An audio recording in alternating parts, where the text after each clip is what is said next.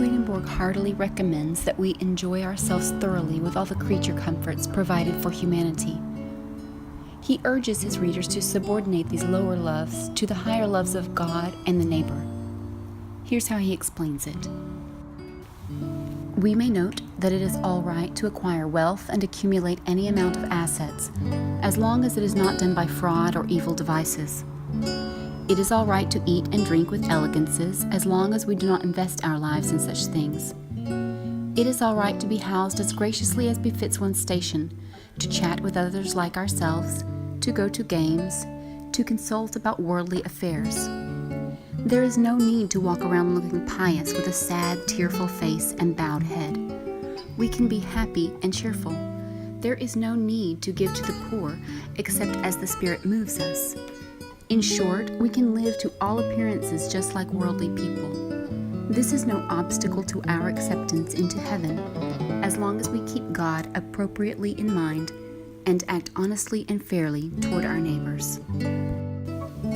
Swedenborg adds that this applies also to people who believe that they can attain a heavenly reward through pious meditation and withdrawal from the world.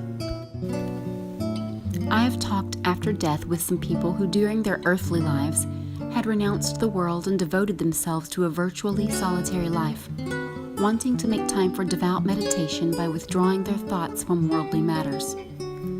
They believed that this was the way to follow the path to heaven. In the other life, though, they are gloomy in spirit. They avoid others who are not like themselves, and they resent the fact that they are not allowed more happiness than others. They believe they deserve it and do not care about other people, and they avoid the responsibilities of thoughtful behavior that are the means to union with heaven. For Swedenborg, the way to heaven and heavenly happiness is through a life of useful service, apart from any thought of honor or reward. It is simply a matter of serving others from love. Here's how he puts it.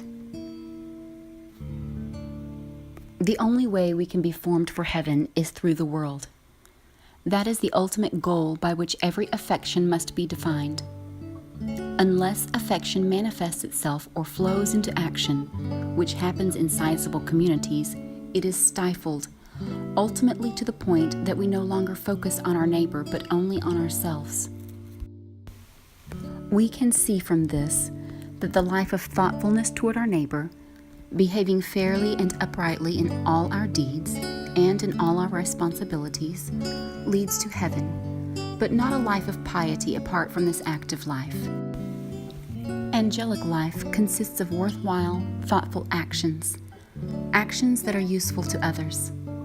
All the happiness angels have is found in service, derives from service, and is proportional to service.